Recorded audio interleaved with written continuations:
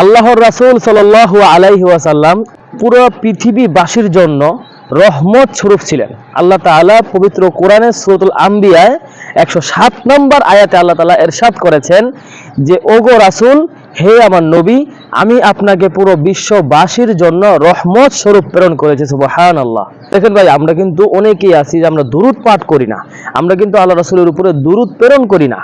দুরূদ প্রেরণ করা বা দুরূদ পাঠ করার অনেক অনেক ফজিলত, অনেক অনেক সওয়াবের কাজ, কিন্তু আপনি আমি কিন্তু অনেকেই আছে আমরা বসে থাকি, আমরা কিন্তু এই কাজগুলো করতে চাই না।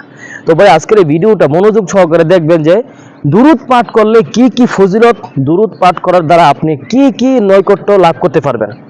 আর এই ভিডিওটা সম্ভব হলে শেয়ার করে সবার কাছে ইনশাআল্লাহ জানিয়ে দিবেন, যেন আমার প্রত্যেকটা মুসলমান ভাই বোন জানতে পারে দুরূদ পাঠের ফজিলত।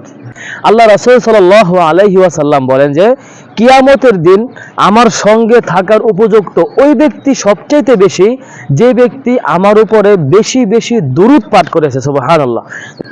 অপর এক হাদিসে হযরত আবু হুরায়রা রাদিয়াল্লাহু তাআলা আনহু থেকে বর্ণিত, তিনি বলেন, রাসূলুল্লাহ সাল্লাল্লাহু আলাইহি ওয়াসাল্লাম বলেছেন, যে ব্যক্তি আল্লাহ রাসূলের উপরে একবার দুরূদ পাঠ করবে, আল্লাহ তাআলা তার উপর 10 বার রহমত নাজিল করবেন। সুবহানাল্লাহ।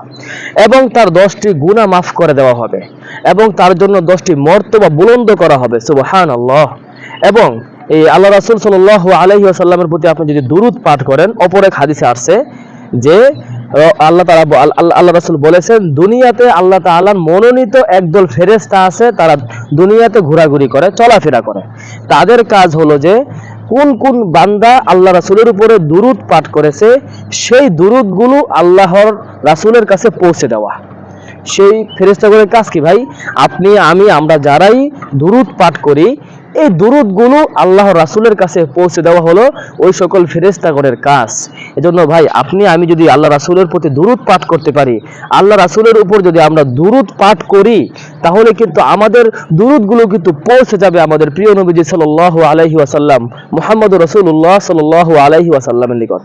এজন্য আপনার আমার উচিত আমরা প্রতিনিয়ত দুরূদ পাঠ করব, আমরা প্রতিনিয়ত দুরূদের উপরে আমরা থাকব।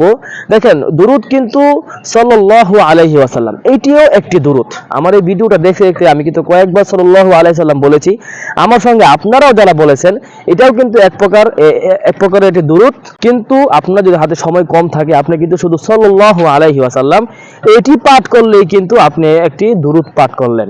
যতবার পাঠ করবেন তত বেশি আপনার জন্য সওয়াব হবে, তত বেশি কিন্তু আপনার মর্তবা আল্লাহ তাআলা বুলন্দ করতেই থাকবেন। সুবহানাল্লাহ।